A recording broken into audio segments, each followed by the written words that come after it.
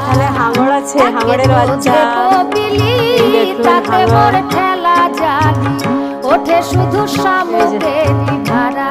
কি সুন্দর মাছ, শুভ যোগ না পেলে সে মাঝে